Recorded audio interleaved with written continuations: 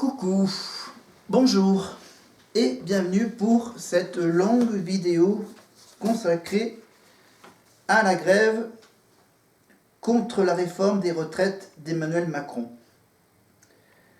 Après vous avoir donc, avant la grève, parlé de la retraite, toute l'histoire de cette chose qui s'appelle la retraite, après avoir démarré cette magnifique grève avant-hier, après vous avoir consacré une vidéo aux femmes et aux femmes politiques avec mon petit top 5 de mes préférences politiques féminines, pour cette troisième journée donc j'ai dû bien sûr le décaler à aujourd'hui, après donc cette première journée consacrée évidemment aux partis politiques d'extrême gauche qui sont contre cette réforme, on va maintenant venir vers les syndicats. Et aujourd'hui, on va se consacrer à deux syndicats. On va démarrer d'abord par l'ensemble des syndicats, donc ça veut dire la CFDT, CGT, FO, CFE, CGC, CFTC, UNSA, Solidaire, FSU, UNEF, VL, FAGE, FIDL et le MNL. Voilà, et plein d'autres aussi, mais là j'ai plusieurs petits communiqués. Voilà, on va explorer les communiqués. On va peut-être faire un petit crochet par la gauche politique, évidemment, avec l'histoire des surprofits, du référendum pour taxer les surprofits. Et ensuite, on reviendra à la force ouvrière et on finira par la CFDT. Voilà, quelques petites infos tractuelles, des tracts, voilà, pour ça. Et ensuite, voilà, dans les prochains jours, on reviendra aussi sur la CGT, parce que j'ai encore des infos sur la CGT. Mais ça sera pour... ça sera peut-être pour demain, finalement. Voilà. Finalement, pour finir un peu la semaine, avant de passer au week-end. Voilà.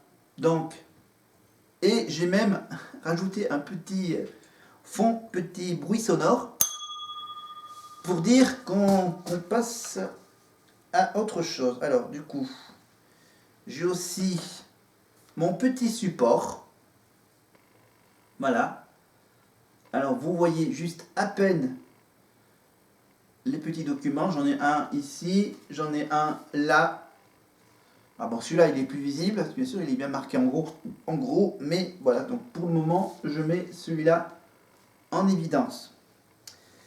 Pour vous lire donc ces fameux communiqués, les différents communiqués de cette intersyndicale. Donc, premier communiqué, ça concernait, voilà, nous exigeons le retrait du projet de réforme des retraites qui pénalise particulièrement les femmes. Voilà, malgré les nombreuses lois, les salaires des femmes sont toujours inférieurs de 25% en moyenne à ceux des hommes en 2023. Donc,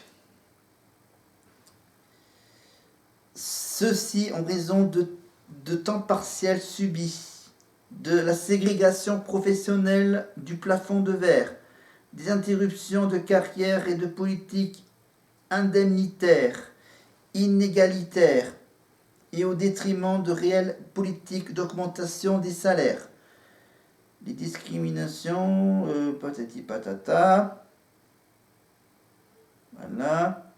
Les femmes perçoivent des pensions de droit direct inférieures de 40%. Ah oui, donc les femmes, bien sûr, elles perçoivent moins de pensions de droit que les hommes. Ça perçoit des droits, donc, de droits directs inférieurs de 40% à celles des hommes. Elles sont 2 fois plus nombreuses à travailler jusqu'à 67 ans. Et 40% d'entre elles partent en retraite avec une pension incomplète. Reporter l'âge de départ à la retraite à 64 ans, tout comme accélérer l'allongement de la durée de cotisation, ne fera qu'aggraver la situation économique des femmes, comme le relève l'étude d'impact de la réforme. Ce ne sont pas les mesurettes d'amortissement qui compenseront ces régressions importantes pour l'ensemble des femmes. Ça concerne les carrières longues, le minimum de retraite et l'index des seniors. Par ailleurs, atteindre l'égalité salariale et favoriser le taux d'emploi des femmes sont des solutions pour renforcer l'équilibre financier du système par répartition. Ces pistes sont également écartées par le gouvernement. Les organisations syndicales interprofessionnelles et la jeunesse appellent les travailleuses et travailleurs à se saisir du 8 mars, journée internationale de lutte pour les droits des femmes, pour dénoncer partout l'injustice sociale majeure de cette réforme des retraites envers les femmes. Voilà qui est fait. Et donc, revenons un tout petit peu en arrière. On est fin janvier 2023 avec donc ce fameux face au rejet massif, le gouvernement doit retirer sa réforme. À l'appel de l'ensemble des organisations syndicales, ce 31 janvier a confirmé la très forte détermination à refuser le projet de réforme des retraites présenté par le gouvernement. Plus de 2,5 millions de travailleurs et travailleuses, c'est par lettre Laguillet, c'est les syndicats, du public comme du privé, jeunes et retraités se sont mobilisés par la grève et ou ont manifesté sur l'ensemble du territoire. Cette mobilisation d'ampleur fait suite à celle du 19 janvier qui avait rassemblé près de 2 millions de personnes. La jeunesse est particulièrement mobilisée aujourd'hui pour refuser la précarité grandissante que promet le gouvernement. La population soutient les revendications des organisations syndicales qui s'opposent au recul de l'âge de départ à 64 ans et l'allongement de la durée de cotisation, en sachant que 9 travailleurs sur 10 rejettent la réforme et que les 2/3 de la population soutiennent les mobilisations. Personne ne s'est laissé tromper par la propagande du gouvernement. Les organisations syndicales dénoncent ainsi dénoncent aussi le mail du ministre de la Transformation et de la Fonction publique envoyé à des agents publics et même à des salariés du droit privé, présentant une liste d'arguments en faveur de la réforme des retraites. Alors, les organisations syndicales n'acceptent pas les propos tenus par le Premier ministre.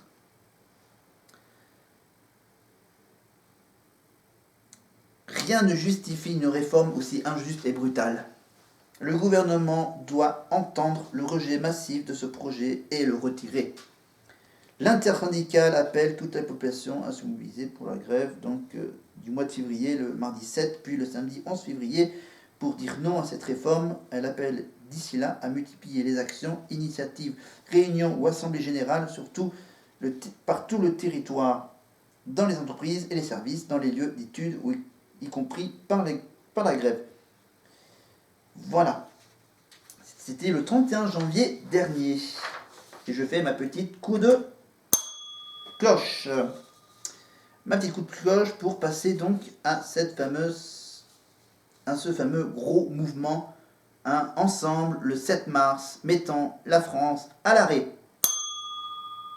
Ah non, non, c'est pas la fin de la feuille, c'est pas la fin de la feuille, non, c'était juste pour symboliser l'arrêt. Mais lisons ce communiqué. Communiqué du 21 février 2023. Donc là, c'est après les manifs du mois de février. Les organisations syndicales.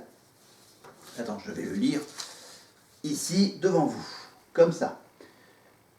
Les organisations syndicales et de jeunesse saluent la mobilisation de ces millions de travailleurs, travailleuses, jeunes retraités qui, depuis le 19 janvier, expriment leur opposition à cette réforme des retraites.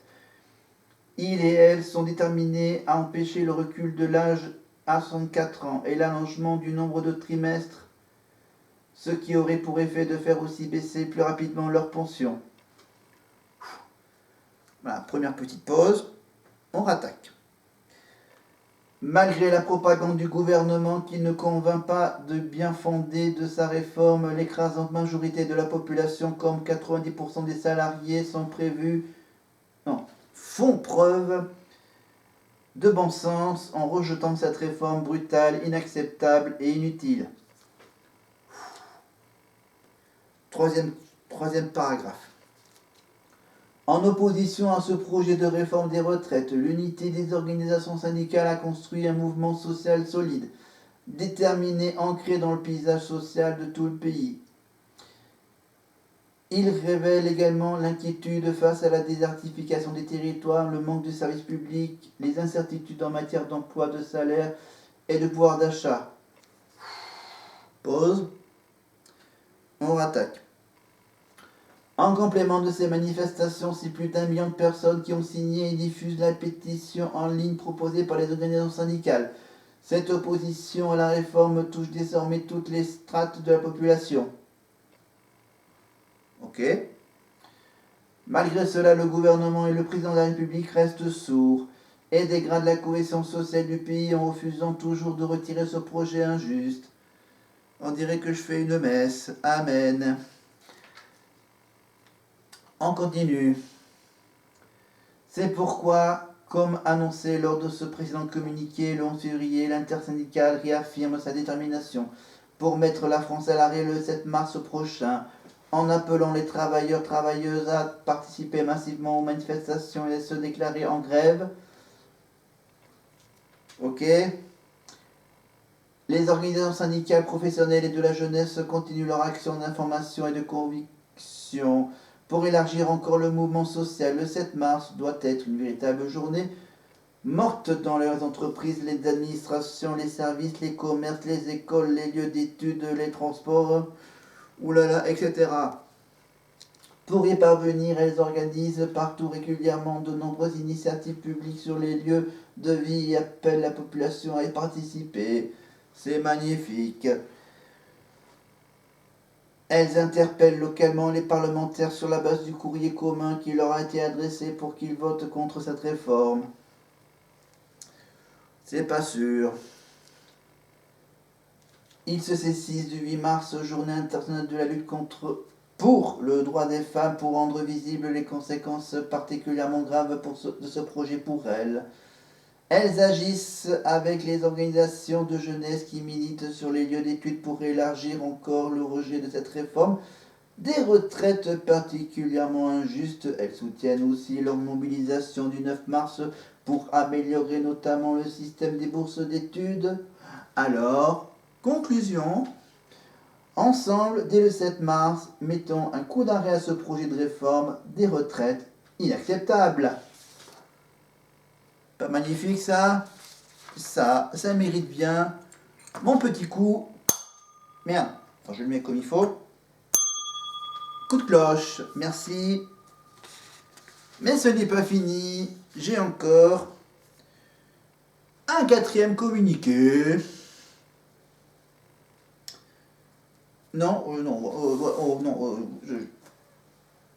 On va voir, on va donc, voilà, le communiqué est un peu plus long, donc ceux-là, ils étaient pas trop longs, mais celui-là, il est long, donc on va pas aller, on va juste faire un petit résumé, qui reprend, je pense, plus ou moins les mêmes communiqués que les précédents. Donc là, ça parle évidemment, c'est un communiqué qui concerne le 7, le 8 et le 9. Le 7, le 8, le 9, le 10, le 11, le 12. Non, je ne vais pas tous les chiffres. Voilà, au moins le 7, le 8, le 9, et peut-être le 10, et peut-être le 11. Et après, les retraités seront présentes. Alors, bon, bien sûr, les organisations nationales, donc, ils sont contents hein, que ça marche. Ah oui. Donc, bon, je rappelle que je mets cette vidéo en ligne 48 heures après le 7. C'est bien ça.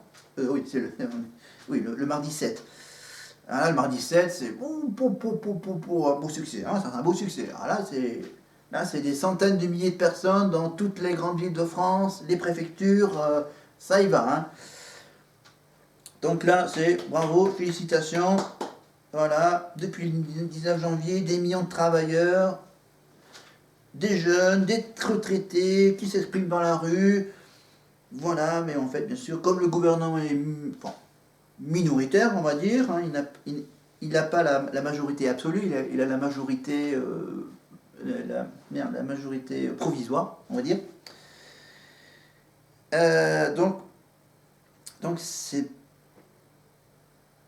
une bonne ambiance. Voilà, les gouvernements, les parlementaires et bien sûr les sénateurs, évidemment. Donc, évidemment, toutes ces personnes doivent entendre la voix de la majorité de la population qui ne veut pas des 64 ans, ni des 43, ni TE. Voilà, donc évidemment, le 7 mars, on met la France, ils ont mis la France en arrêt. Donc ça, c'est clair. Le 8 mars, bam, on est solidaire avec les femmes pour défendre leurs droits. Voilà. Voilà, avec donc juste la toute dernière phrase, le tout dernier paragraphe sur ce sujet. Si la réforme voyait le jour, la situation des femmes s'aggraverait encore puisqu'elles devraient travailler plusieurs mois supplémentaires de plus que les hommes, jusqu'à 4 mois de différence entre les femmes et les hommes de la génération de 1972. Ça, c'était la journée du 8 mars, donc hier, au moment où je mets cette vidéo en ligne. Et pour ce 9 mars, après les adultes, après les femmes, on passe maintenant aux jeunes, à la jeunesse. On soutient la jeunesse. Évidemment, avec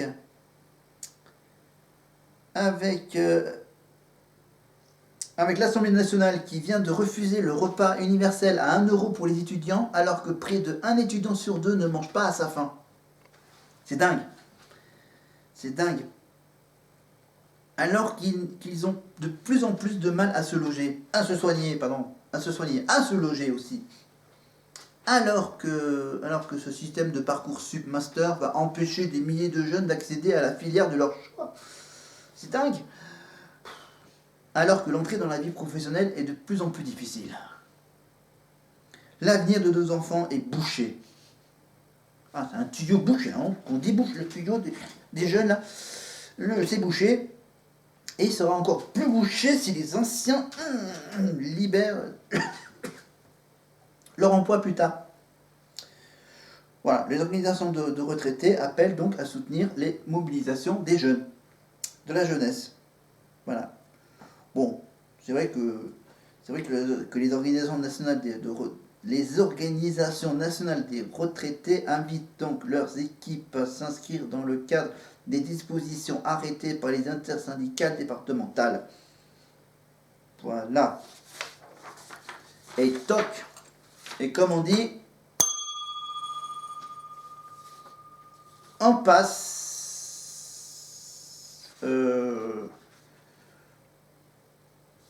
Non, j'avais dit que j'allais parler donc de syndicats, donc le petit sujet politique, ça sera pour un autre jour, ça sera peut-être un petit bonus, peut-être un petit bonus du week-end, le petit bonus pour samedi, voilà, le petit bonus du samedi peut-être, ou de la semaine prochaine si ça continue. Alors, revenons donc à Force ouvrière. En fait, non, ça reprend plus ou moins ce que je viens de dire, non? Voilà, la réforme des retraites, c'est non. Pour Force ouvrière, voilà, le FO. La force ouvrière donc exige l'abandon de tout projet visant à repousser l'âge légal de départ à la retraite et à augmenter le nombre d'annuités de cotisation. Les revendications de force ouvrière. Pour EFO, il faut travailler sur les moyens de développer l'emploi, notamment des seniors, et sur l'aménagement des fins de carrière. Il y a urgence à mettre en place la conditionnalité des aides publiques aux entreprises, augmentation des salaires, aucune rémunération inférieure au SMIC, maintien dans l'emploi, embauche des seniors, une vraie politique de relocalisation et de réindustrialisation. Putain, il y a des mots de... Et donc, vous le savez, le FO s'opposera à toute réforme réduisant les droits à la retraite et imposant à faire travailler plus longtemps pour en bénéficier. Voilà. En fait, il s'opposera à toute mesure remettant en cause les régimes spéciaux au-dessus. Voilà. J'adore leur petite phrase finale. Pour Force ouvrière, c'est la réforme des retraites. Et pour le gouvernement, la mère des réformes, les retraites seront pour nous la mère des batailles.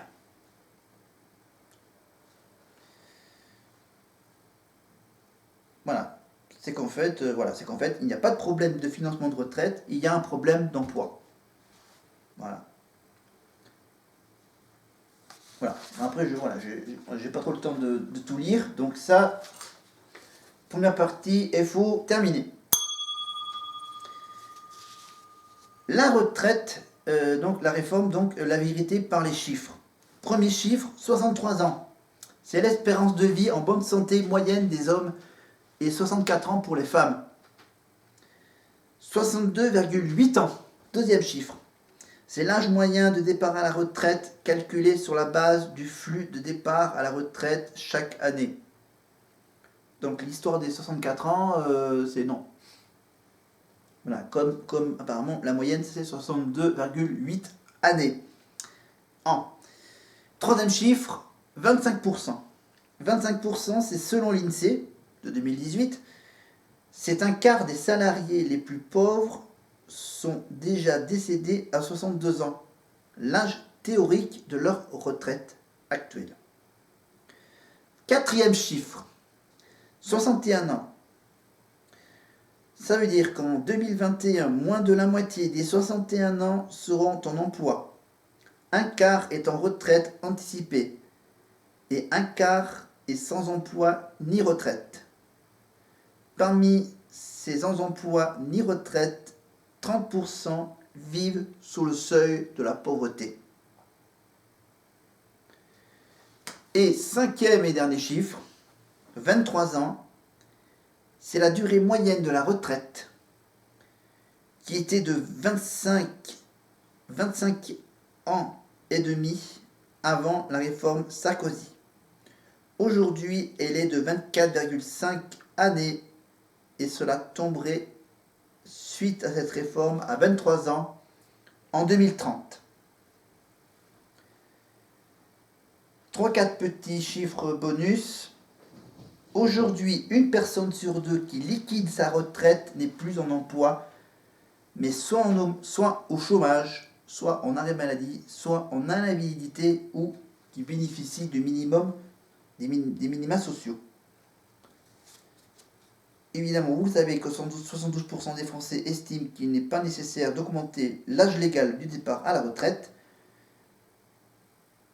Et deux derniers chiffres, conclusion du syndicat FO, 825 000 emplois seniors créés rapporteraient 50 milliards, soit 2 points du PIB pour financer notre protection sociale. Voilà la fin de la force ouvrière. Deuxième syndicat, on viendra sur la CGT la prochaine fois. On conclut la vidéo par la CFDT. Enfin, qui reprend plus ou moins les mêmes trucs. Je pense qu'ils reprennent plus ou moins les mêmes trucs, mais voilà, chacun à leur façon. Alors, Voilà, la CFDT revendique une politique familiale ambitieuse pour promouvoir le partage de la parentalité et que celle-ci ne pèse pas uniquement sur la carrière des mères. Ça veut dire, bien sûr, les congés paternité portés à 2 mois et les congés parentaux mieux rémunérés, etc., etc., etc. La CFDT revendique aussi que les congés parentaux soient mieux pris en compte pour ouvrir les droits à la retraite. La CFDT revendique que le MICO, que le minimum contributif soit au niveau du SMIC, ainsi qu'une revalorisation des métiers majoritairement occupés par les femmes est une réelle obligation faite aux entreprises de garantir l'égalité salariale pour que les femmes bénéficient d'une meilleure pension de retraite ensuite. La CFDT défend depuis toujours le principe plus juste de la durée de cotisation qui prend en compte les trimestres liés aux enfants et les carrières longues. Et ça concernait bien sûr la mobilisation du 16 février 2023 pour contrer ce projet de réforme des retraites. Voilà, cfdt.fr/réforme-d-retraite avec une pétition à signer, bien sûr. Donc là, c'est le même dossier, le même document, mais avec une autre couleur. Voilà. Pardon, j'ai carrément oublié de finir cette vidéo avec ça. Ça va être le prochain sujet. Le prochain sujet, donc, ça sera avec la CGT. Et voilà, et bientôt, on parlera de ça. Ok? Voilà. Ok, d'accord. Je mets ma petite cloche en conclusion pour vous dire que c'est la fin de cette longue vidéo avec ces longs textes communiqués, les tracts, les arguments donc de ces deux syndicats CFDT et Force ouvrière. Et on se retrouve donc demain pour un troisième syndicat, la CGT, et là j'ai du lourd. Voilà. Et si vous voulez voir ce lourd dossier de la CGT sur ce même sujet de la réforme des retraites de Macron, eh ben vous pouvez me suivre demain sur YouTube. Nouvelle vidéo, aussi longue que celle-ci, je pense. Et pour cela, bien sûr, il faut que vous soyez abonné, que vous cliquez sur la petite cloche pour être prévenu de ce prochain long dossier. Et de mettre un petit pouce bleu si vous avez aimé mon petit